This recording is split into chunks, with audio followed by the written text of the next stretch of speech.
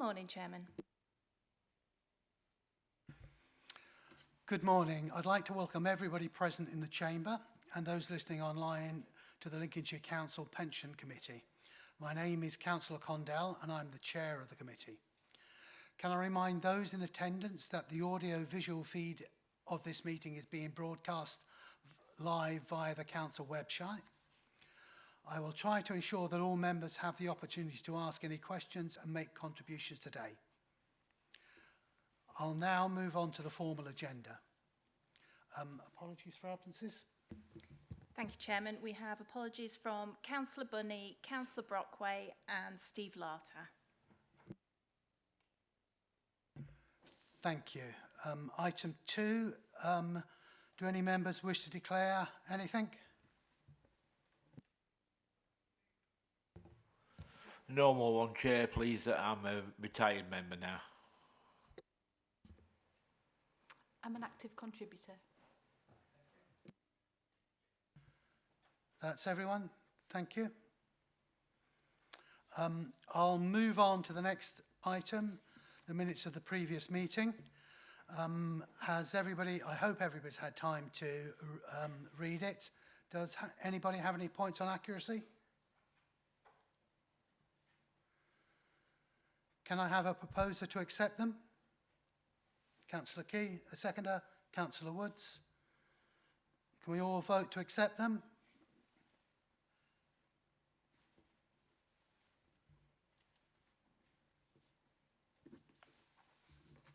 Thank you. We'll move on to item 4, the Pension Fund Update Report.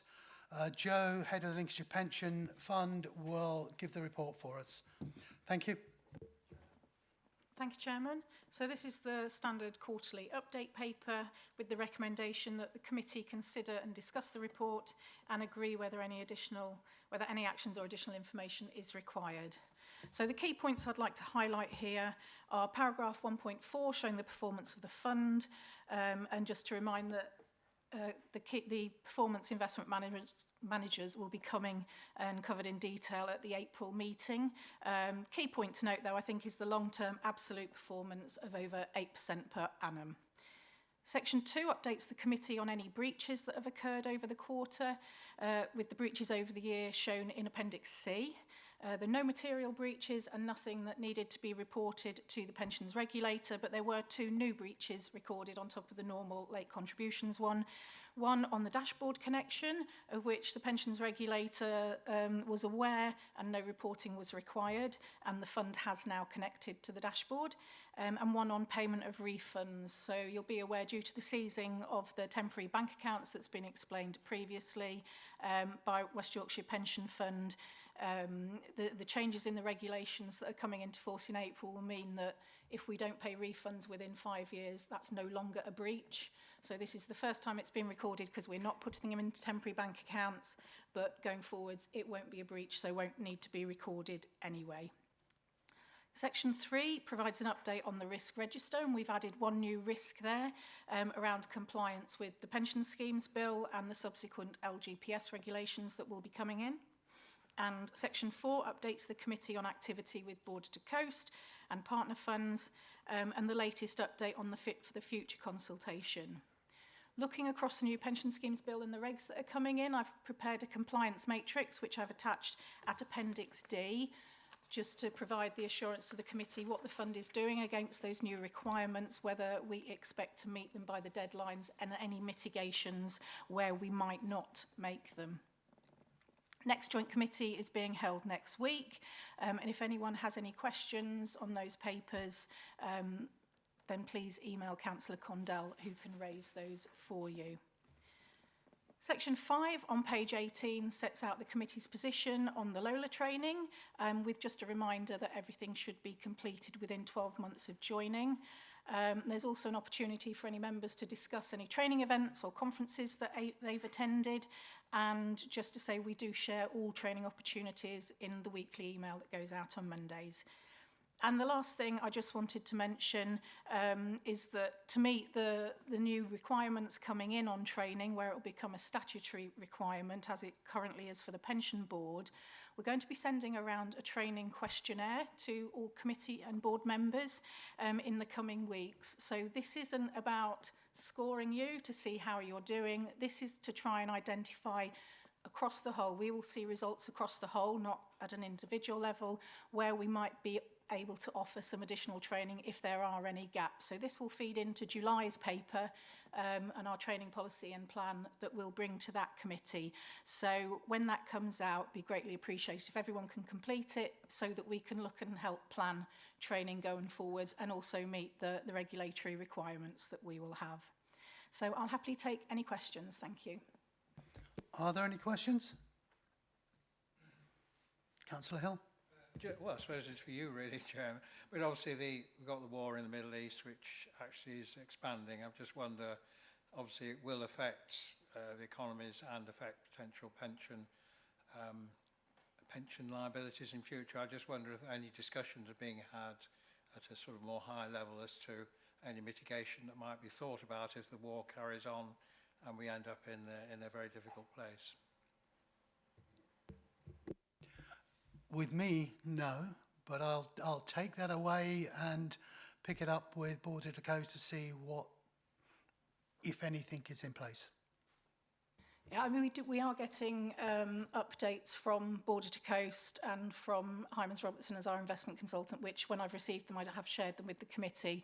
I think it's one of those things where it's hard to be proactive in some of these things because it's such a changing and volatile situation.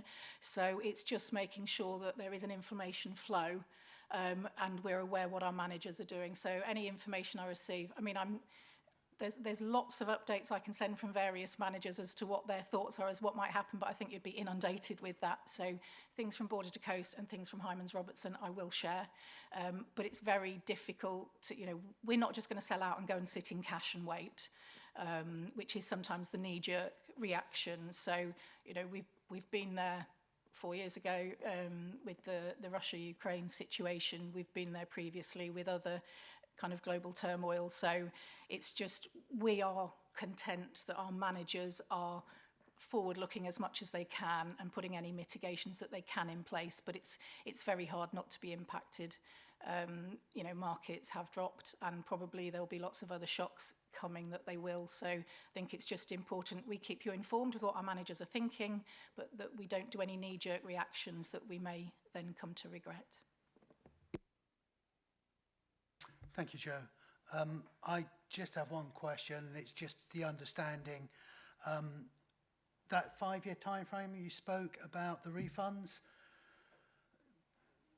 that's dropping off so it no longer be a breach, but we will still be tracking those people. And I know it's not a significant amount of money given that it is, I can't remember, 18 months or 2 years they have to work for to recover things, but it's not significant to the pension scheme. No, it's refunds are payable if a member's been in for less than 2 years. So, and it's often where people have perhaps midday supervisory assistance, that talk that's not particularly material. It's not material at all financially, but we do try and get in contact. And when I say we, I'm talking the fund through West Yorkshire. West Yorkshire, I think, reported last time they've appointed a new tracing agency. So there's a lot of extra work that's going on trying to find these people that have got these separate bank accounts at the moment to be able to pay them back. But there is also ongoing work tracing members that have gone away, is the phrase, that they've moved and not told us. We're hoping that the pensions dashboard might help with that when people are perhaps a bit more aware of where they've got pensions. So work continues with that, but I think the reason that the regulations have changed because it's realised that actually it's really hard if people don't want to be contacted. It's very difficult to contact them, but yeah, please be assured that there is a lot of work that gets done on tracing these individuals. Thank you. Are there any other questions? If not, the recommendations are to be considered discussed. We've done that. Can I have a show of hands to accept the recommendations? Thank you. We'll move on to item 5. A report by the independent chair of the Lincoln Local Pension Board, George Graham. Thank you, Chair. I'll take the report as read, but I'd highlight for members a slight change in the way matters will come before the board and the committee going forward. So the annual review of policies, which you will be considering at this meeting, was considered by the board at its last meeting. So in the same way as a scrutiny committee might consider a policy proposal before it was considered by a council's cabinet, the pension board has considered that and will feed its views in, and that will be a trend over the coming period as some of the things that Jo and her team develop as policies come to the board for scrutiny before they come to the committee. Other than that, Chair, I'm happy to take any questions on the report. Are there any questions for George?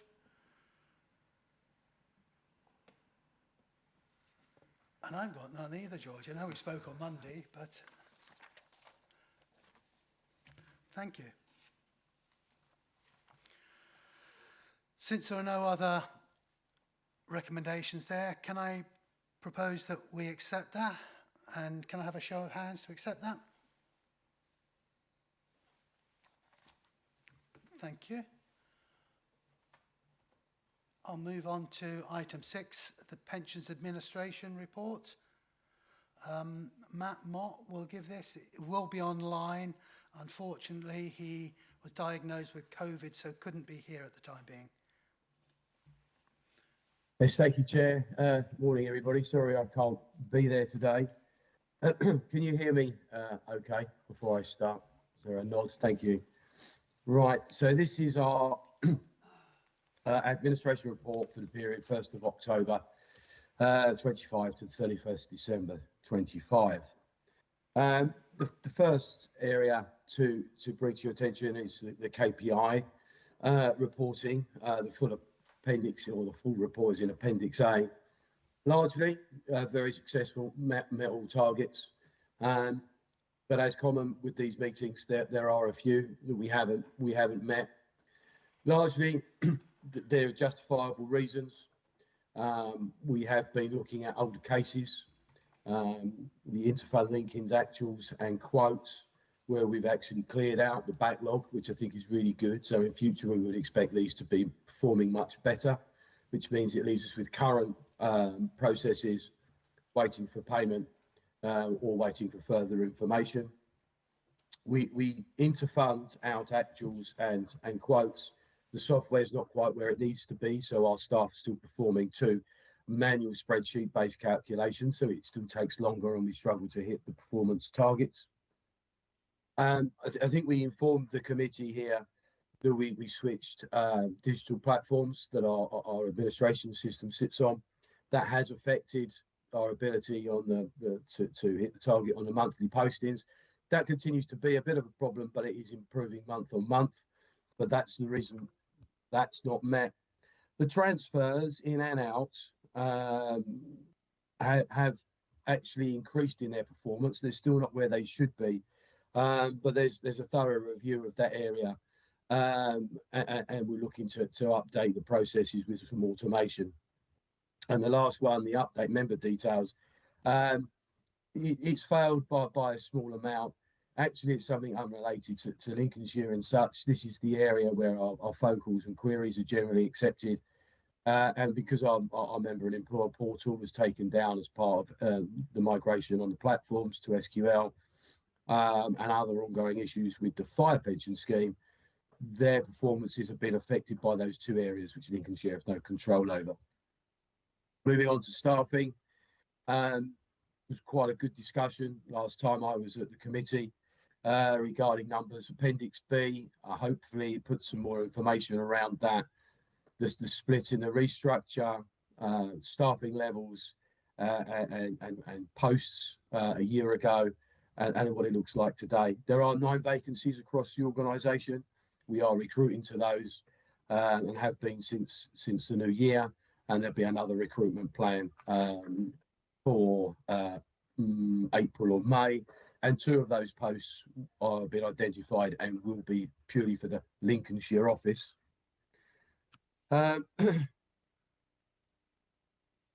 Looking ahead to through the paper to 2.4, which is the shared budget. The budget is still coming in under the forecasted amount. This is largely to do with some of the staffing. It's, part of the forecasting includes 100% post filled. They haven't been. We assumed an inflation rate of 5%. It's not been anywhere near that. So as we review the budget forecast every quarter, it has been falling generally. And the forecast has fallen from a £22.30 per head cost by £1.95 to £20.35 per member head, which is good news. I won't go through the details on that, but can take questions on that later if there are any. Looking to policy change, there's one significant one in there about a death grant panel. Lincolnshire Pension Fund has complete discretion on how a death grant should be paid when a member dies. And generally, this is straightforward. There is an election made by the member, or there's a will, or there's both, and they support each other. And generally speaking, the fund will aim to meet the wishes of the deceased member. Occasionally, there's no election for payment, there's no will, or if there are, they conflict in what they say. And even more occasionally, beneficiaries, family members, friends, representatives will challenge anything that's in those documentation. In these events and these contentious issues, it is wise to have a panel that makes recommendations to your fund, and then the fund to make the final decision on how payment should be made. It's a great way to do it. There's a clear pathway, a paper trail, and a determination that is justifiable and defendable in case such events go to IDRP or even the Ombudsman. So that's pretty much what we've been doing anyway. This policy change just formalises what we've done. Looking to pension dashboard, 2.2.1 on the paper, lots of information still there, which we've gone over. Sorry, it's 2.12. Lots of information there. But just to summarise, and Joe's mentioned it, we are live on the dashboard. Officially, the date given to us to go live was by the TPR was the 23rd of February 2026. The data has gone on and will continue to be loaded. We are in a period of testing. The pension dashboard program will test the data and responsiveness of administrators to act upon requests and things like that. I should just remind everybody that member access is still denied. We were expecting it to be by the end of this year, maybe the autumn. The current best guess, it will be early 2027, but we are still expecting a 4-month notice period of that date. So we will update this committee when we know more. 2.31, we have taken down our member portal. We have rebuilt it. It is ours. It doesn't belong to any other software provider. It's far more efficient and user-friendly than the old one that we had from Civica. We are inviting members, pensioner members at the moment, to join this. It's fully functional. It's supported with lots of information on our website, and there'll be lots of information provided to employers to encourage their staff to go onto the portal and register. To date, over 9,000 scheme members have registered across the shared service, and about 1,100 at Lincolnshire. Looking at resourcing, I think the better performance on the KPIs, the extra additional posts that have been created, and the recruitment policy that we employ is starting to have an effect. Certainly this additional resource that we're putting into these high pressure, high volume areas is really reducing the backlogs, and we have now cleared backlogs for interfund quotes at actual, so they will be going green on the next measures. And although we had a pause for automation when we moved the digital platforms across from Oracle to SQL, they've now been switched back on, and they're having an effect on the numbers. And we intend to increase our areas of automation, and certainly we've just implemented automation on the refund quotes. I think the position where we want to get to is a straightforward case or process will be automated, and our officers then would deal with the complex cases, that's complex in pensions regulation, or involved cases, and this might be where there are challenges from members or their representatives, or indeed employers, or where we don't have the right data on the records, and it needs more of an investigation by layer through the files. Looking at the consultations that information that Joe also mentioned, and the 5-year refund, I probably should just reassure the committee that although we don't have the pressure to pay these refunds within a 5-year period, they still remain a priority. This is still scheme member or ex-scheme member money, and it should be paid as soon as possible. And Joe is right. We've employed a new tracing agency, and we will continue to try and trace these people who may have gone away and not aware maybe that they are due a refund of contributions. The other things to look out for here is on these new regulations when they become effective, is some of them are retrospective. Certainly the equalising survivor benefits. So all survivors of our scheme members, spouses, civil partners, cohabiting partners, etc., all are treated equally in the scheme. That will have to be looked at retrospectively to 2005. There will not be huge numbers, but we're not sure of the work involved just yet. Removing the age 75 restriction for a death grant. We used to say to all our scheme members that, you know, upon retirement, you have a 10-year life policy decreasing in value. So you retire at age 65, and should you die before 75, there will be some value in a death grant payable. But of course, now the normal retirement age is 66, moving to 67, that would mean currently it would only be a death grant for 9 years because it's restricted at 75, and then that would be further restricted at 8 years if it wasn't removed at 75. So that's really good news. We welcome that. That keeps it on that 10-year platform. However, it's retrospective to 2014. So we need to go back and revisit some of the work that we've done and see if there are further values that need to be paid. And of course, the other thing that's retrospective is to do with McLeod and the final piece of the jigsaw on the calculations going back to 2023. But we've already got that in hand. We are still implementing the cloud. So that's pretty much better as BAU. And I think the last thing for me to mention this morning is the TPR's dashboard deep dive, the feedback. It's 3.1.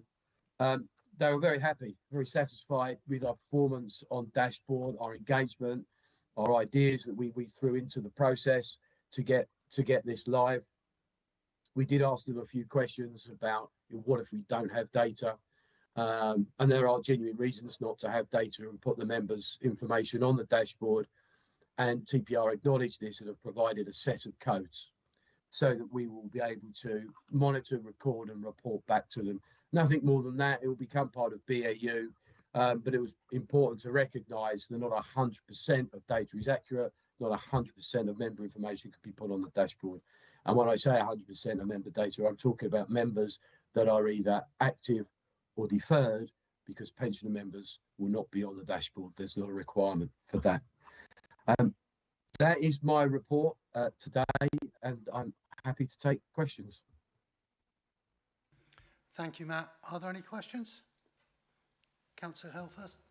Yeah, yes, I think welcome the progress on the death-related performance indicators, welcome and progress on recruitment, so welcome those two issues. I just mentioned in there somewhere about branding exercise, which is always a bugbear of mine. I'm a bit sceptical. I often think people have lots of meetings about branding because they've got nothing better to do.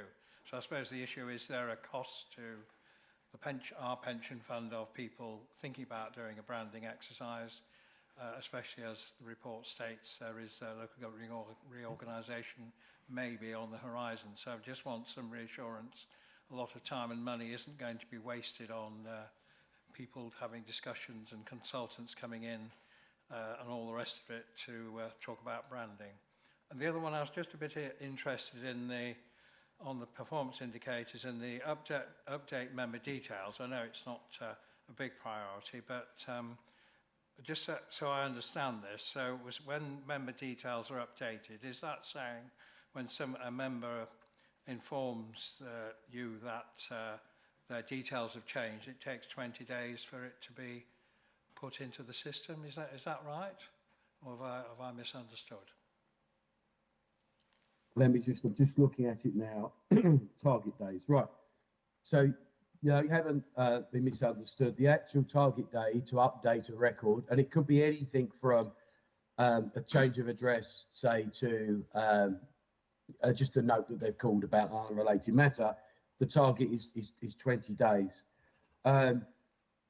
We are taking on average. That says to me your IT systems are a bit inefficient, because if somebody notifies you and it takes 20 days for it to be put into the system, seems a bit, why does it take so long?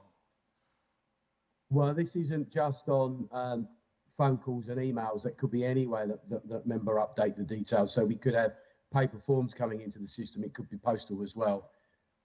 So it's not just digital, this information that we're receiving. So this is when you receive it, whichever way it comes, whether it's by somebody putting a letter through the letterbox or it's 20 days for someone to just update the system. The so average is 3 days. Slow or what? the target is 20 days. Yeah. And the average is 3. Why is the target 20 days then? I'm not aware of why it's 20 days. I mean, it could be something it's been set quite some time ago. Maybe it's due a review. But it's not just things like, change of address. It could be change of hours that we've been notified of and things like that. This is a priority 3, as in low priority work. It doesn't affect the level of benefits. There's no cash involved. And we do acknowledge wherever we need to that the change has been made. What I'm interested in is the system efficient, the IT system. Well, I can bring that back to efficient you. way, it should take a few minutes for someone just to put it into the system. Does that mean that the system, for whatever reason, isn't very efficient and different systems aren't talking to each other?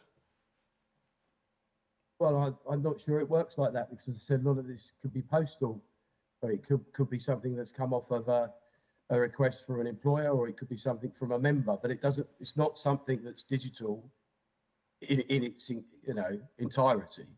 I could go back and ask a bit more about the process itself and all the different levels of information that might be recorded.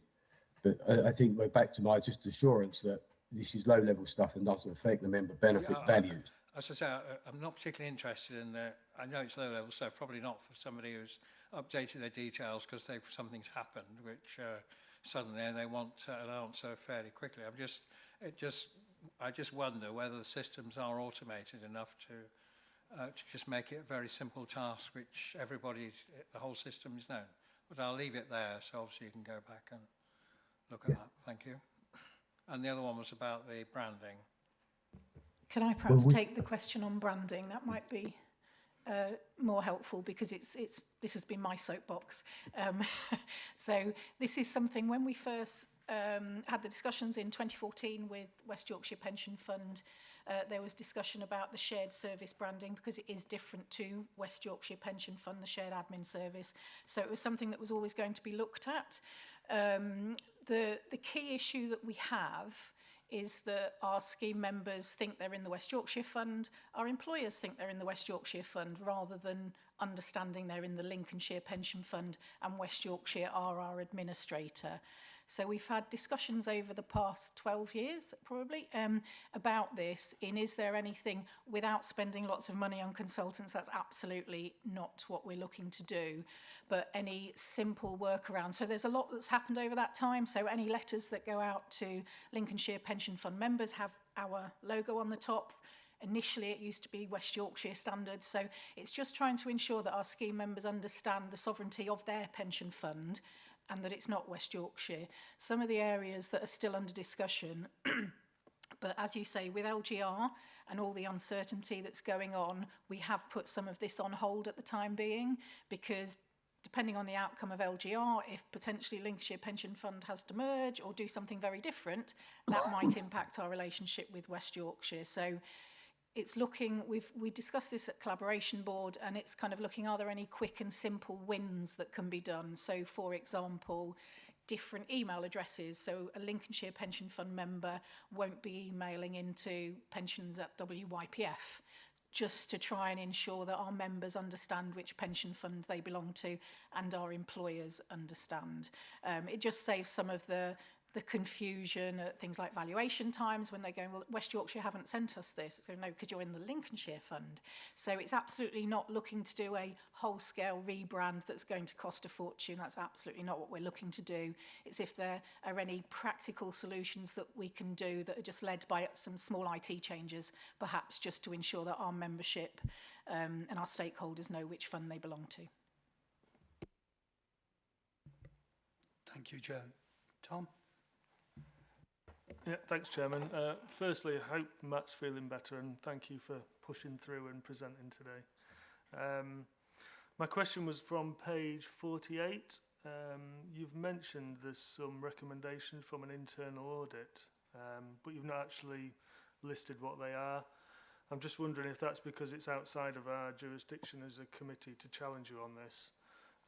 But if it is part of our responsibility, it's obviously a bit hard to challenge and monitor when we haven't actually seen what the recommendations are. No, that's fair enough.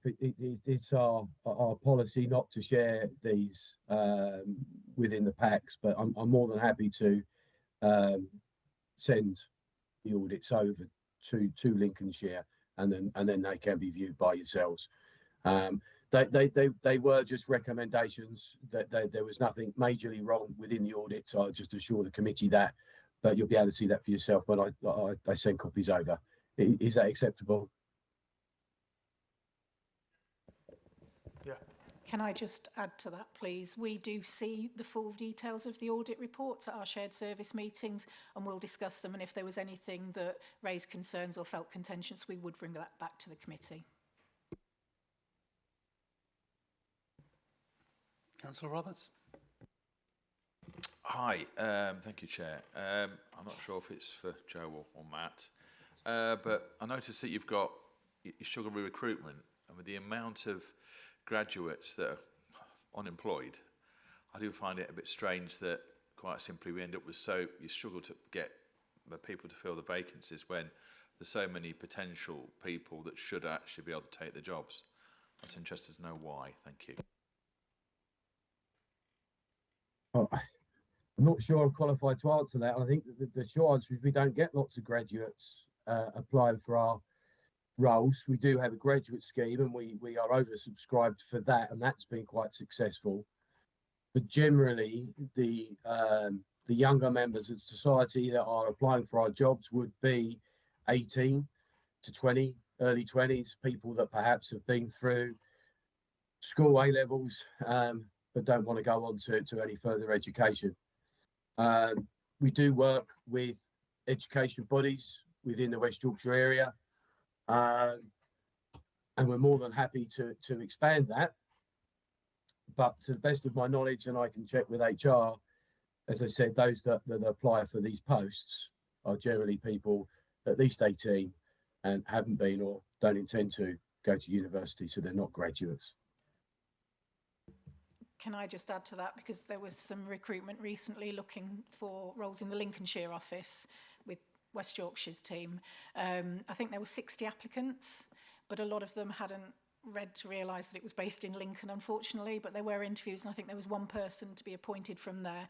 They're going out again, and they are working with the University of Lincoln, Lincoln College, etc., and some of the more local employers to try and push that. So we've been in discussion with the HR person at West Yorkshire to see how can we help improve that. But it's perhaps the starting salary range, because pensions officer is kind of the first rung on the ladder of that career into pensions. And surprisingly, people don't think pensions is an interesting world to work in.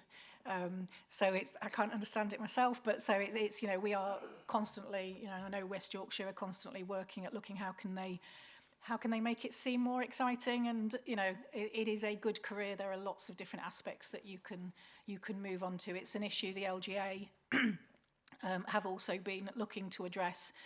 How can we try and get people to understand what the role of a pensions administrator is, and what are those potential career paths within the LGPS? Thank you, Joe. Can I just come back quickly on that? Can I be so bold as to ask what is the starting salary of a pensions officer? I think, I don't know off the top of my head, Matt, I'm not sure if you're aware. It's around 22 to 24. I can re-clarify, but it is quite low, even within the local government pension funds. We are one of the lower payers, and it's because where we're based. Obviously, it's not the most affluent of areas. If you go to London, same role could be about 30 plus, easily 30 plus. Let me double check that, but it is a range of the lower 20,000s. Thank you. So it sounded just below the amount that start paying the student loans back. That was the sort of the thought behind it. Thank you. Sorry, just coming on back to what Joe was saying, I can't believe they don't find it interesting either.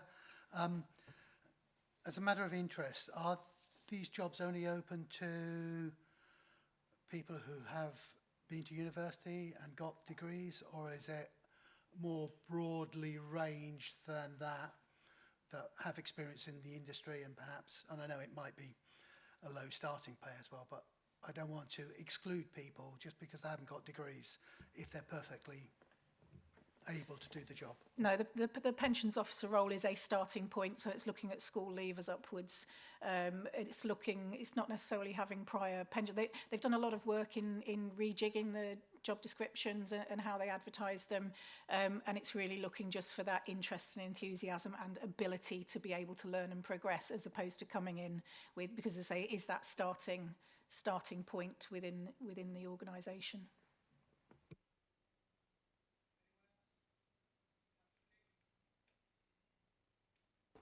Yes, thank you, Chair.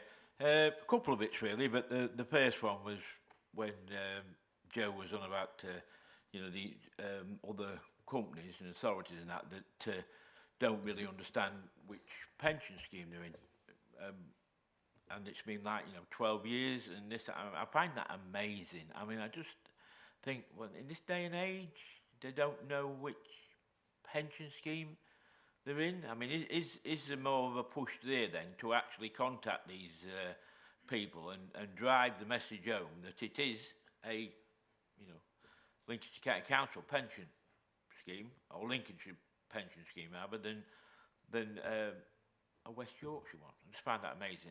The second part was again, it's what Joe was on about the local government reorganisation, or the possibility of local government reorganisation. It's a bit further on, so I think it's on a different paper, but it was page 100. There was a thing in there about this sort of pensions thing, and what you said was that potentially things could change if the local government reorganisation goes ahead, and that's pretty in the paper. It's pretty clear that that's what's going to happen if it does go ahead, because it won't be the same.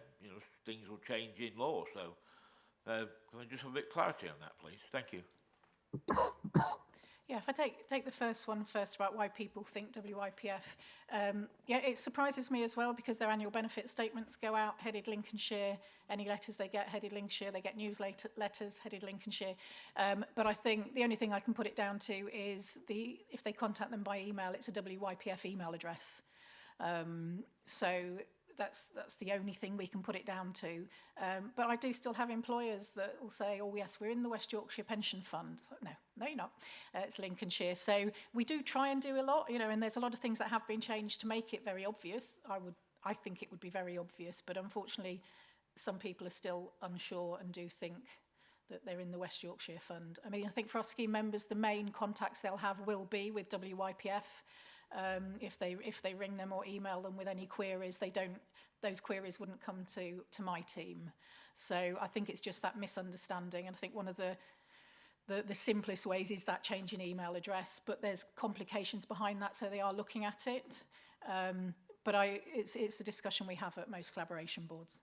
On the second point about LGR, we're still in that position at the moment of not knowing what's going to happen. So I think it's July, supposedly, and we might hear from government as to what proposal they want us to take forward. So there are potentially 3 outcomes that the fund might have, depending on what the outcome is of LGR. So if LGR goes ahead with the council's proposal, which is Lincolnshire remaining as Lincolnshire, and then the 2 unitaries doing whatever they do, that for the fund is the simplest option, because Lincolnshire Pension Fund won't change. There'll be a lot of administrative work behind the scenes that needs to be done with moving scheme members to the new unitary employer, a lot of communication that will need to be done with our scheme members, but that is the most simplest of the outcomes for us. If the other proposals, if one of the other proposals gets put forward where Lincolnshire is basically split between north and south in any way, then the 2 unitaries that are North and North East Lincolnshire currently sit within the East Riding Pension Fund. So if they come within the North Lincolnshire, there will be elements that currently sit within the Lincolnshire Pension Fund and elements that sit within the East Riding Pension Fund. So a decision will have to be made, where do those new unitary employers sit? Do they go to East Riding, in which case Lincolnshire reduces in its scale? We're about half the size of East Riding, so we don't really want to get smaller than the £4 billion and 85,000 members that we've got. So that could be one option, or it could be that a consideration, it could be that North all comes into Lincolnshire and we grow and we take on that membership and employers within the North and North East that become the North Unitary. Or it could be that there's a discussion about, does it make sense given the government's push to consolidation across the industry? Is it something that a fund merger should be considered between East Riding and Lincolnshire? So all of that is up in the air until we actually find out what the proposed solution is. So we're considering these things. We're talking with the council to ensure that those risks of any of those options are understood. But until we actually get that clear sense of direction, then we can work on that in earnest. And kind of moving on to the business plan that we'll be coming on to shortly, that's detailed in there as one of the key things that we will need to do going forwards.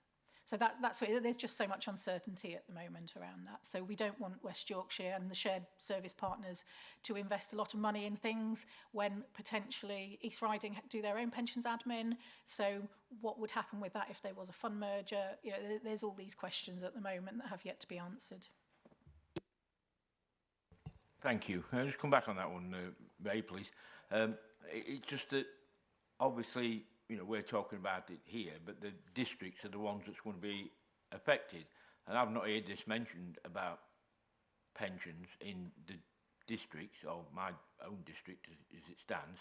Obviously, it will be there somewhere in the background, but it's certainly not come to us as a full council yet that it could be an issue. We know there's an issue, you know, probably with health, doctors, you know, bus services, you know, transport, things like that. But I've not heard anything mentioned much about pensions. Now, it might not be a big deal, but again, it might be to other people if things change dramatically. And we don't know yet, do we? Thank you.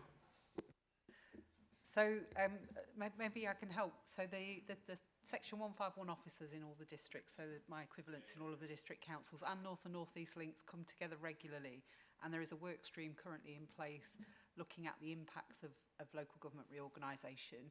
The pension fund element of it hasn't been stood up yet because there's a recognition that the response to it is massively different compared to, you know, whatever the solution is that the government decides it wants.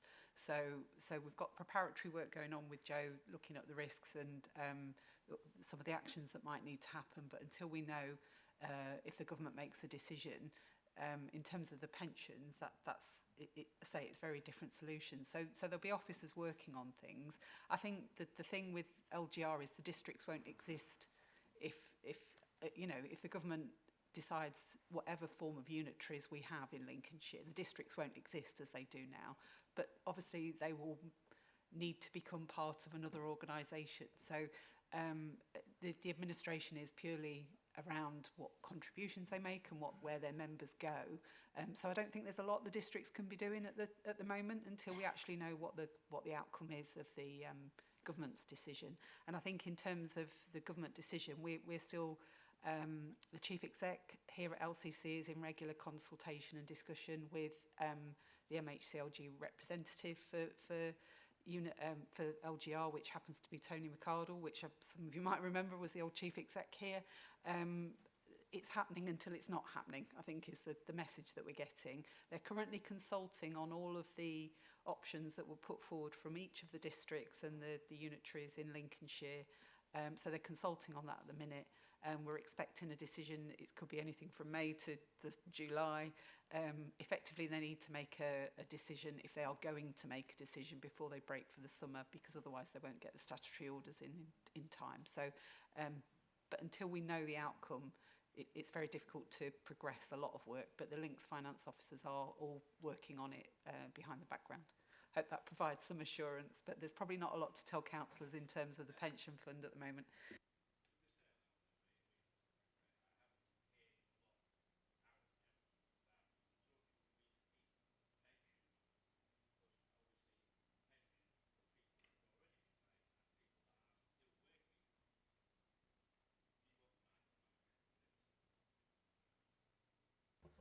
I thought I was all right without that, but never mind.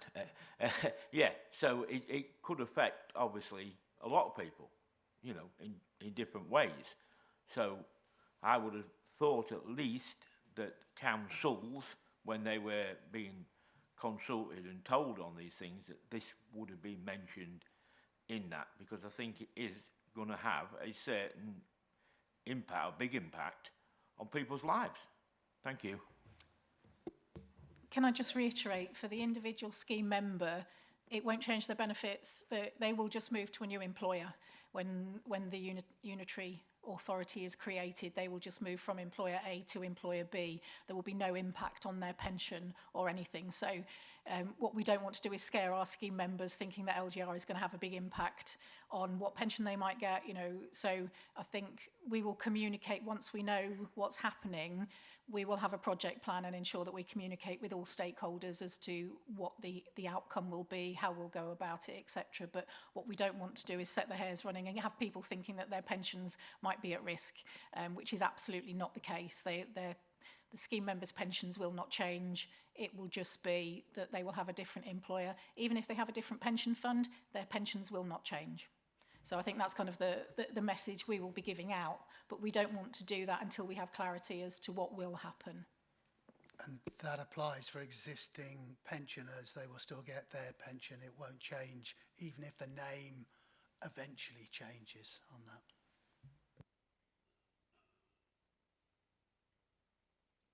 Does anyone else have any questions? If not, I've got a couple for Matt. Matt, I'm just looking on page 46 on the interlink there, and I think I heard you saying that all the backlog cases have now been cleared. If that's true, do you have any other cases since those that have come up and waiting to be done? Yeah, I mean, the backlog, this is the older cases have been cleared, but we get them in, if not weekly, daily. So we do have ones that we're waiting for payment on, and we have got ones that we're waiting for further information on. So the work stream hasn't ceased, it is continuous, but all those older ones, those ones that were failing on the key performance indicators, they've now done. And I think, as I said earlier, I would expect these to be turning green over the coming future periods. So I hope that's a good news story I can bring back to everyone in the future. That's good news that they've been cleared.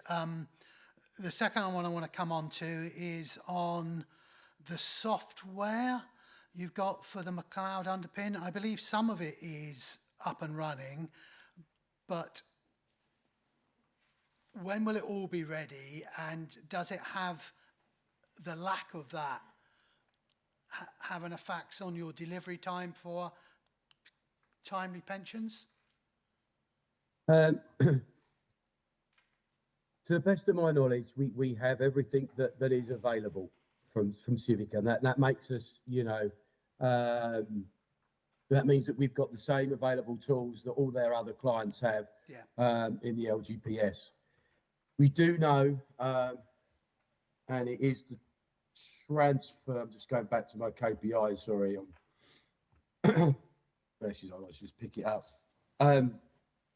We do know that the area that we're struggling are transfers and the interfunds, because we are continually still processing on spreadsheets. Now that is an issue for us. It will slow those performances down, but it's not exclusive to us, and it's not exclusive to Civica either. Other software providers for local government pension scheme are also struggling to present a set of calculations and automation on their systems. So it's really not ideal. So I think the short answer is we've got everything that we need.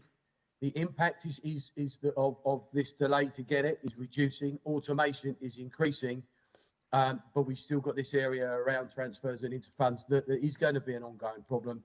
We are monitoring, and I think the committee should know that this is discussed at a national level through the National Pension Officer Group, and all software providers do attend this in part and deliver a presentation about their developments and their roadmaps and about how soon we will get these. If anything changes or if there's any good or bad news, I'll bring it back to this committee. Okay, thanks, Matt.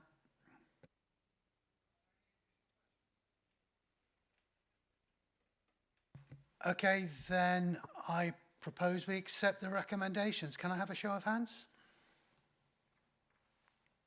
Thank you. We'll move on to item 7, the Lincolnshire Pension Fund Annual Policies Review, and Joe will give that to us.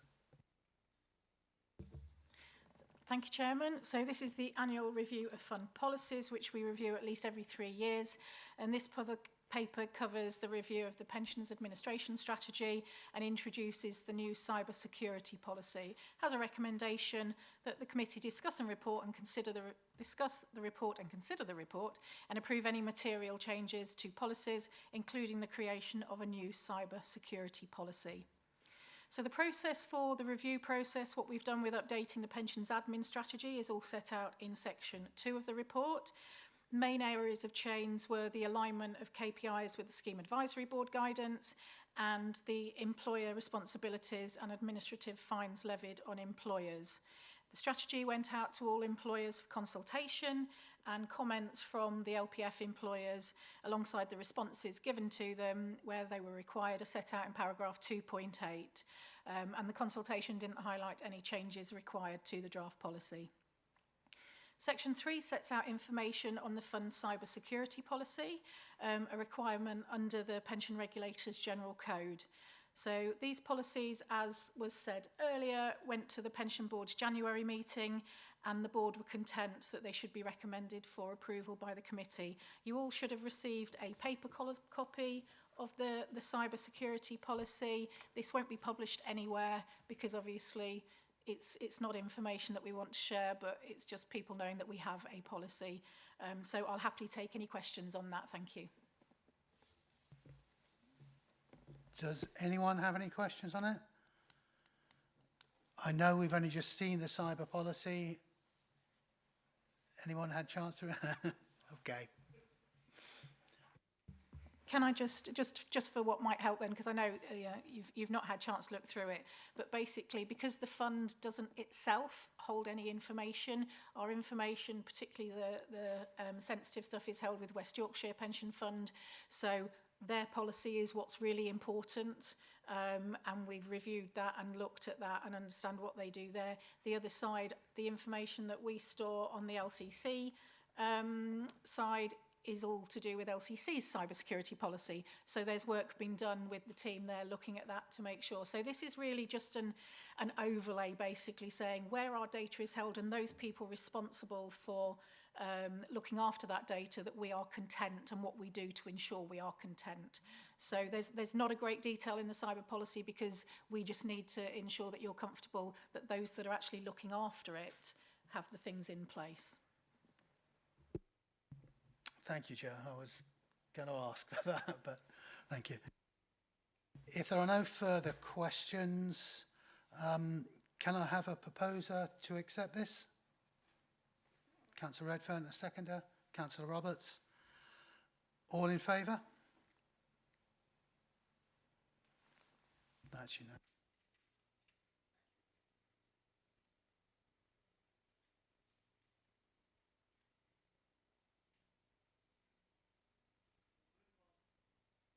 We'll move on to item 8, the Lincolnshire Pension Fund Business Plan, again from Jo. I'll give her a chance to finish her Pepsi. Thank you, Chairman. So this brings the business plan to the committee, and it covers the 3 years to 28-29 with a recommendation that you consider the report and approve the LPF business plan. So the plan's been attached to Appendix A, and what it does, it sets out the objectives of the fund, some statistics on our funding level and cash flow, the resources we have in the budget, a look back at progress of those tasks that we set in last year's plan for last year, and then the key tasks for the next 3 years. Looks at the key risks of the fund, and then also a forward plan of known meetings coming ahead for the next year. On the budget side, just to assist in the committee's understanding, Appendix B just sets out some more detail about how the budgets are set, just to try and explain a bit more information about the budget, because it does look quite different to that you'll see in LCC's budget book. There's been a lot of work done, as you can see, over the last year, and progress on key tasks has been good. Where tasks haven't progressed as we would have wished, that's been due to factors outside of the control of the team. The key tasks for the next 3 years begin on page 127 of the reporting pack, and we'll bring updates and outcomes to the committee for information and any approvals as required. Forward plan sets out the expected meeting agendas for the coming year, but it is flexible and additional papers or training will be added as required. So I'm happy to take any questions. Thank you. Are there any questions? Councillor Roberts. Thank you, Chairman. Jo, could you give us a bit of an idea on how you managed to take the pension fund from being less than 100% to over 110%? What was the what was the secret behind that? I do see it ever getting up to 120, 130%, or has that been a bit overambitious? Thank you. Sorry, I may be a bit flippant here, but the majority of that I would see as Rachel Reeves' budget and Liz Truss's budget that helped us along on the line there. So I'll let Jo give a better answer. I'd love to say it's thanks to the team and all the hard work we've done, but yeah, it is. It's the changes in financial assumptions that the actuaries used. So if you remember back to some of the training that Barnett Waddingham did for us, they've changed the discount rate from 4% to 4.7%. That makes a huge difference on the liabilities that we have. So it's both, we've had reasonable asset growth over the 3 years. I think it was 4.3%. Annualised across each 3 years, so reasonable asset growth ahead of the 4% that was the discount rate at the time, but those changes in some of those financial assumptions, inflation not being as high as expected, it's more the technical factors that have done that. Damn, I thought you'd obviously found a secret way of making loads of money. That's great. That explains a lot. Thank you. Councillor Hill. Yeah, I mean, at 25, the actual employer rate was 25% for what, 8 years, which is in retrospect was Which is good. Too high. But Well, it's too high, but at the time, it was consistent. yeah, but it meant there was a big, that was part of it, wasn't it? But obviously now it'll probably go up again if we have a bad next time, but that's life, isn't it? Tom. Just thinking, because this is a 3-year plan, with the potential for pooling funds and what you think the when that will happen and what the future of the committee will be if Lincolnshire becomes mixed in with East Riding and whatever else is out there and becomes a North East pool. Would we then become a North East pension committee, or what was? Whether that's going to happen in 3 years or 10 years, I don't know. Yeah, Michelle just wants to come in first. So if LGR is something that happens, if the government decides that they want a new unitary set up in Lincolnshire County Council will not exist. So the committees within Lincolnshire County Council won't exist.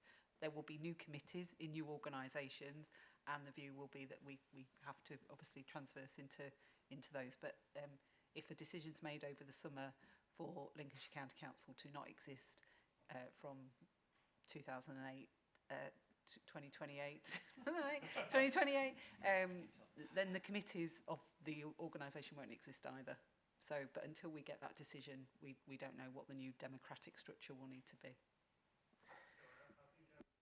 I wasn't talking about the council, I was talking about the actual pooling of the funds. I thought there was move towards creating a bigger pool of the actual pension funds. So there's kind of two separate elements to that. One is on the investment side. So investment pooling has been going on since 2018. There's been more consolidation. The papers at the end of the agenda on the new company documents, bringing in the new 7 partner funds into Border to Coast. So that is separate to the running of the pension fund. That's kind of our investment management arm, for want of a better way of putting it. For the actual fund itself, yeah, it's that unknown at the moment. I mean, the government has said that it would like fewer LGPS funds, but I think it's expecting that to happen more through evolution rather than direction. But we just don't know. As Michelle said, once we know the outcome, then we will be able to make we will have some plans in place, but we will then be able to move that forward. But everything will cease being as it was, and will start under the new body, and whether that body encompasses some of East Riding Pension Fund into ours, whether some of ours is encompassed into East Riding Pension Fund, whether we merge, that's all to be arranged, but everything will be kind of starting afresh anyway once LGR starts from 1st of April 28. So it is within this 3-year period, and it's reflected in there that we have to do a lot of things, but until we actually know what we've got to do. So we'll be working with some project support from LCC to make sure that we've got a full plan in place, and I think the communication with stakeholders is going to be a key part of that. Joe, I got a couple of questions. Page 119, we're looking at 3-year budgets there, and I can see in 28-29 we've got 0 for performance rated fees. Why is that? So the removal of performance-related fees within the budget as it stands at the moment is a reflection of our private markets mandate, which is the primary element where we pay performance fees, moving to management at Border to Coast. So when Morgan Stanley are no longer that manager, there won't be performance fees to pay to them. Okay, thanks. Then the second one I've got there, I'm looking, I think it's page 163, there was a short period of time, it's talking about prior period error from Appendix B. I apologise. Yeah, what it is. I think it's on the next paper. Can we? Yeah, can I if pick it's up on the then, next if paper, that's that's all right? fine. Yeah. Okay. Does anyone else have any questions? Councillor Key. Just one, Chair, and again it relates to LGR. I mean, I think the way it's set to work is the government at the moment, you know, if they make, or whatever decision they make, is going to stand. It's, you know, it's going to be their decision, I think, from what I'm led to believe. So if they're saying it's going to be Lincolnshire as a whole, it'll be Lincolnshire as a whole, and we won't be able to do anything about it. Thank you.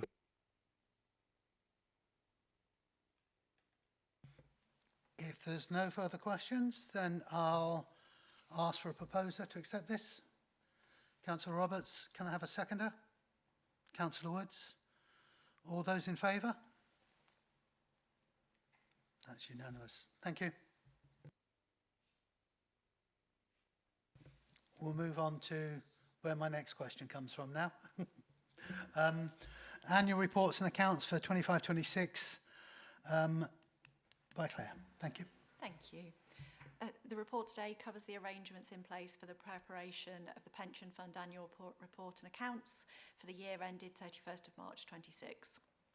The report also brings some updates from external audit, which includes their final report on the 24-25 accounts, which was shared with the committee at the end of January when we received an opinion on the accounts, and also an early reflections paper, which sets out the expected audit risks for their 25-26 audit. The reporter's recommendations that the committee note the changes required to the annual report and accounts for 25-26, approve the statement of accounting policies which are set out at Appendix A for use in preparing those accounts, and note the updates from the external auditor. There have been no changes to the annual report guidance or the guidance set out in the Code of Practice for the Pension Fund accounts, so the documents that you will see later in the year will remain largely unchanged from last year. This also means that the accounting policies for the pension fund, which are at Appendix A, will remain largely unchanged from last year too. There are two key publication dates for pension funds for the annual report and for the accounts, and this is that the annual report must be published by the 1st of December, and the pension fund accounts combined with the county council accounts must be available in draft for public inspection from the 1st of July. And we don't anticipate that there will be any issues in achieving these deadlines. The final section of the report provides an update from the external auditor. So KPMG gave an unqualified opinion on the 24-25 pension fund accounts at the end of January, and a copy of their final report is linked to the paper, was provided in January, and you might remember back at the meeting in October they came and presented their findings to you. Looking forward to 25-26, KPMG have prepared an early reflection on audit risk document, and that's attached at Appendix B. This is in advance of them preparing their audit plan, which has a KPI with PSAA in April. So that document in its entirety will be presented at the meeting in July. Looking at that risk document, they're flagging a couple of risks, one relating to management override of controls, and the other around completeness, accuracy, and valuation of our assets. These are both very standard audit risks for pension funds and are in line with those that we saw last year. KPMG will be at the meeting in July, and they will take you through that audit plan in full on that day. And I'm very happy to take any questions on the report. Does anyone have any questions? If not, just the one that I was going to ask. Yeah, no, that's no problem at all. So the early reflections paper highlights in there something that KPMG call prior period errors. I have so many issues with this.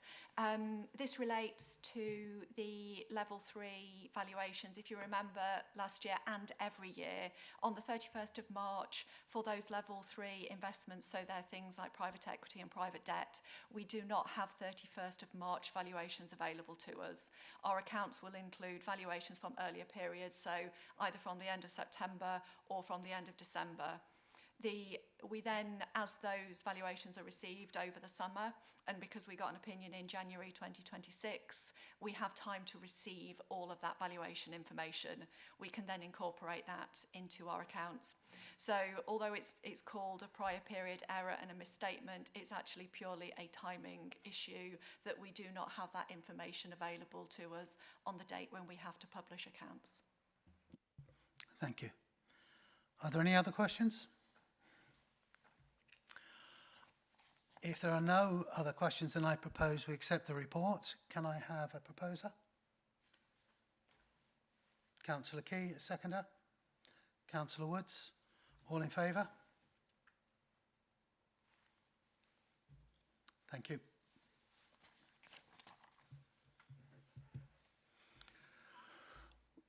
We'll move on to item 10, Whole Fund 2025 Valuation Report and Funding Strategy Statement. Claire again. Thank you. The report brings to committee the actuarial valuation report from the 2025 triennial valuation and the final funding strategy statement.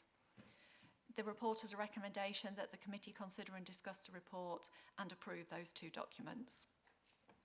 So the draft annual actuarial valuation report has been prepared by the actuary Barnett Waddingham, and that is attached to the report at Appendix A.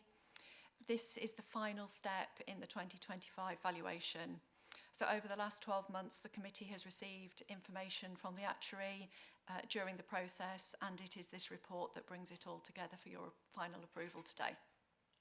The report sets out the valuation methodology, whole fund results, and the sensitivity analysis showing the funding position, how it would change if there are changes to those assumptions, and reflecting back on that question earlier from Councillor Hill around current market positions, then looking at that will be interesting. Appendix A to that report also sets out the individual rates payable by all our employers who are active in the fund at April 2025. The funding strategy statement sets out how the pension fund aims to achieve solvency, long-term cost efficiency, and to keep primary rates as stable as possible. And the committee saw a draft of this at the meeting in October, along with some training from the actuary. The fund then held a consultation in the autumn, and the results of this were shared with you at the meeting in January. And today, the committee will be asked to approve the draft report and FSS based on that consultation. That was all I wanted to say on those two documents, but I'm very happy to take any questions. Does anyone have any questions? Councillor Roberts. Hi Claire, thank you Chairman. Why is there a variation to the amount that's paid into the pension fund by LCC? So you've got 19.2, 18.6. You've got a variation at different places. Is there a reason behind this? Thank you. So the individual rates payable by each of the employers is based on their membership. So we get the whole fund results, which are based on all of Lincolnshire Pension Fund's active members. As you imagine, if the actuary calculates on an employee by employee basis, then depending on the age profile, salaries, all sorts of different factors will mean that those rates payable are different in terms of their primary rate. If an individual employer isn't 100% funded, then they will also have a secondary rate to pay as well. And you will see that the majority of our employers don't have that at this valuation, but there are some. There are also some employers with negative secondary rates, so that reflects the fact that they are very well funded and they are having some of their previous contributions in effect returned to them. Councillor Hill. I suppose it's relevant for this item. In terms of the strategy, obviously, shortly the the Chancellor will be able to start intervening and doing stuff with pension funds, which I don't welcome. And I have to say, I think at least three of the parties I'm aware of are either formally or informally stating that they want to start grabbing pension funds nationally and doing what they feel is appropriate. Again, something I don't welcome. So how does that factor into sort of future strategies? Because that could be a risk actually. And the other thing is anybody ever going to talk about employee contributions going up? Because they never seem to move. Yeah, if I can take that, please. And I have read today that the House of Lords has actually overturned that change in the pension schemes bill, so that direction of pools from government won't be going through. So I think that's a real positive. Well, the Lords have turned that one. I think they've made some amendments, and that is one of the amendments. So we have to wait and see what comes out at the end. But that is the one area that, and also on the private sector side, the mandation of investments has been the most contentious areas of that pension schemes bill. As far as that impacts the funding strategy statement, then that it's more the investment strategy side that would impact. The funding strategy is we've set our investment strategy.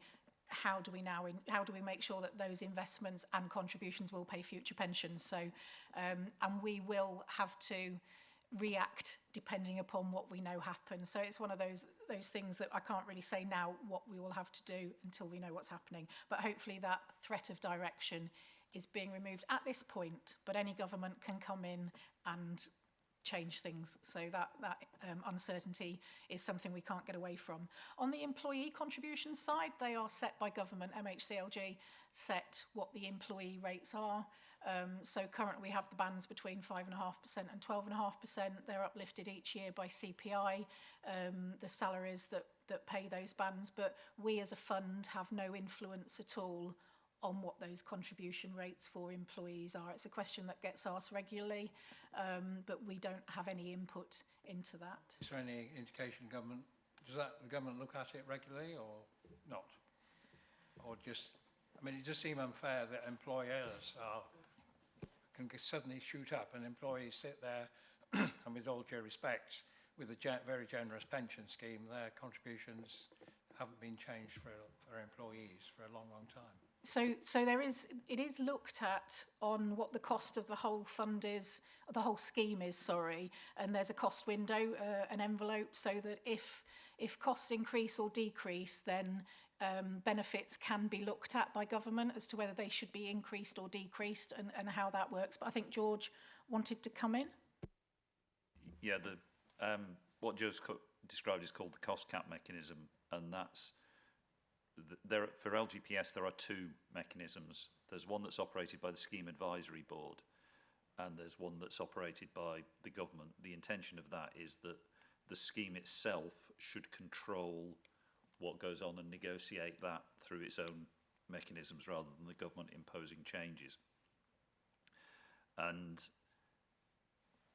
if the cost of the scheme as a whole exceeds the defined cap, then we should as a scheme either look to reduce the benefits available through the scheme or increase employee contributions.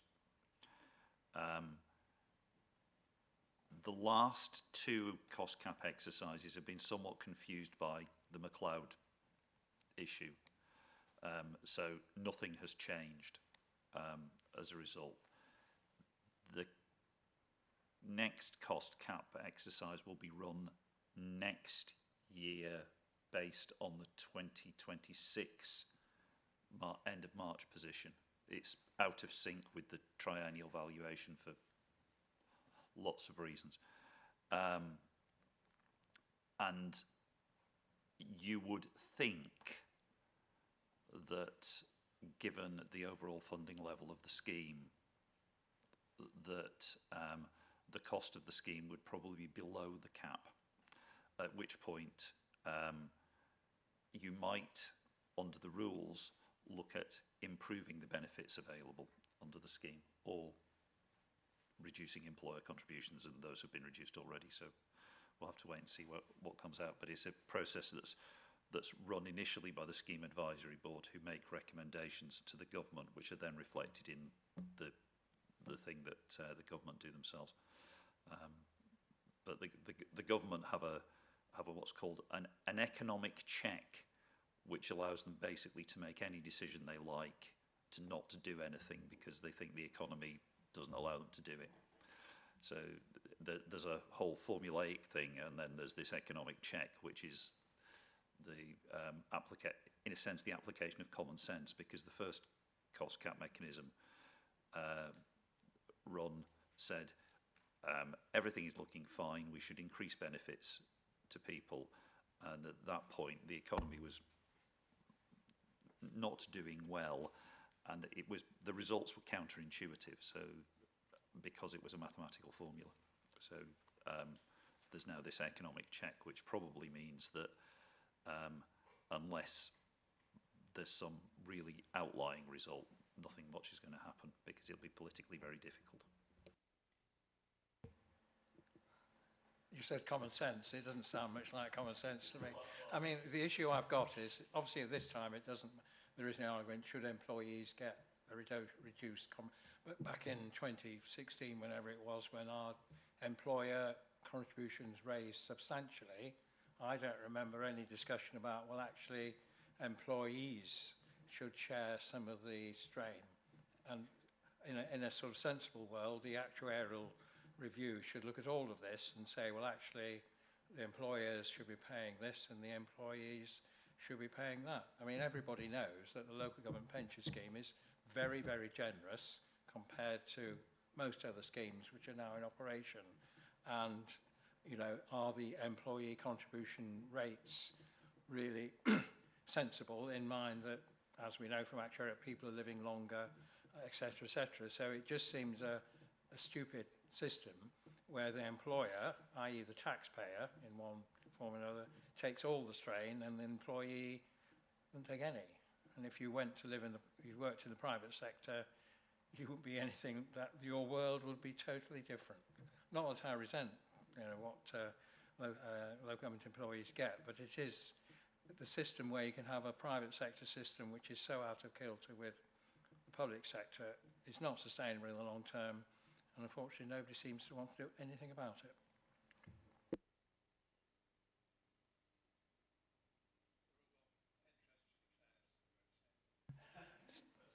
Tom?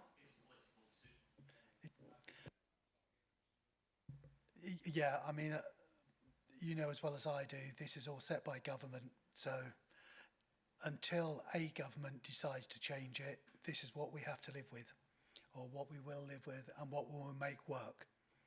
Sorry, Tom? Yeah, I didn't want to talk about an individual rate or school, but there is one academy on here that jumps out when you go through it, and they're paying a contribution rate of 10% going forward. And all I'm thinking is, for that school, which is, as far as I can tell, is in normal sort of secondary school, they would have made decisions, I presume their rate would have been a lot higher in the last 3 years. So they would have been making decisions on staff, books for kids and pens, and not being able to afford them. And all of a sudden now, they're going to be able to maybe make decisions where they can take on extra staff and pens and things. But then in the next 3 years, they might go the other way. So I just think it's not very useful for an employer to have such swings like that. And I don't know if there's been any investigation as to what happened with the actuarial valuation for that. Not, again, I don't want to talk about an individual school, but I think it's a good example. I mean, one of the things that's been done is we set a floor on contribution rates of 10%. So even if an employer is really, really well funded, so that they don't go for 3 years and pay nothing and then suddenly have to find a budget to pay these things, we have a floor of 10% to try and alleviate some of that future worry. I don't know which school that is off the top of my head, but we do have some academies that were grant maintained schools prior to that. I imagine it's one of those. So has been a standalone, no? Oh, right. That's where we have our most well-funded MATs and academies, where they've had that previously. So it will be to do with what they've paid in. It will be to do with their membership profile. It's all done completely on an individual basis. So their membership, their notional pot of assets, and their liabilities. So I can't comment in detail, but one of the reasons we did to try and make sure that that huge jump from A to B across the 3-year period isn't too bad. We look at stability of contributions wherever we can. So in setting that 10% floor, it means they're still paying something in, and they must have been over 120% funded, well over, to be able to have got down to that 10% floor. So there is enough leeway within their funding position that next time round, if it perhaps might have gone down to 0, they're still going to perhaps be within that 10% floor anyway. So it's one of the things that the actuary looks at, and they have to look at that stability of contribution rates across all periods, not just one period to the next. So I think hopefully that's some assurance we can give that they shouldn't, but it will be down to the experience of that individual employer and where their funding position has been at that valuation. Councillor Key. Chair, just like the explanation that Mr. Graham was giving us, I find it highly amusing that we can come up with something like that, but hey-ho. Second bits here is, in the past when I've brought things up, I get told quite regular in this committee that it's all about the scheme. The scheme is about, or what the council have got the responsibility of it, is investing money for the scheme for the members, right? So that's what it is, you know. We all know that. And the thing about the triannual thing, they set rates up here, there and everywhere on assumptions. Again, like you said, we just have to live with that. So I don't see where there's, you know, sort of like, well, employers having to pay more. You know, it's just the way of the world, isn't it?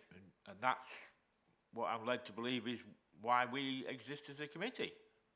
But the other bit, last bit, is I don't know whether I need to mention, or it makes a difference, but I'm the Gainsborough Town Council leader, and that council is on these sheets. Do I need to declare something to that fact or not? Thank you.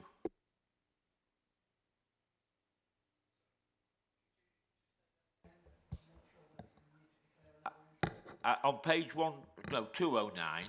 I would suggest not, because obviously Tom is part of an academy that also has a rate on there. The council, all the councillors are part of Lincolnshire County Council, and you're not making a decision on the individual rates, you're just signing off the valuation process as a whole, so I don't think a declaration is required. I'll just come back on that, Chair. You say, yeah, the only reason I was asking is because, you know, later down the line, political enemies and what might try and use this, saying, well, you was making the decision on a paper there and you didn't declare that you were, you know, the town council leader. So that's why I just asked. Perhaps we can just have that recorded in the minutes that the question was asked and assurance was given, and that will cover that. Are there any other questions? I'd say the only two questions I had have already been asked by Councillor Roberts and Councillor Hill. So with that,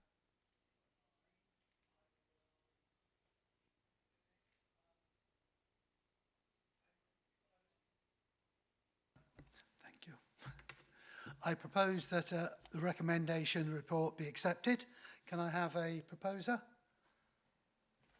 Councillor Robert, seconder, Councillor Key. All in favour?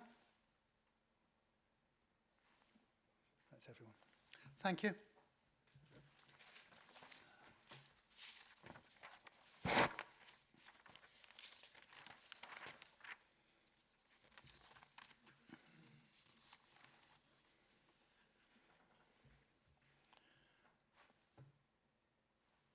I'll move on to item 11. Consideration of exemption information.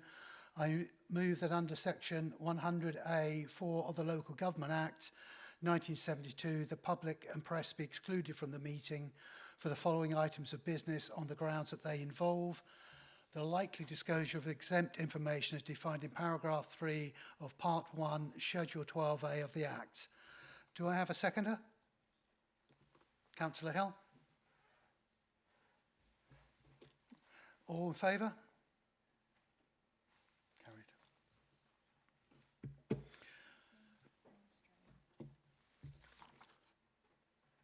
Right.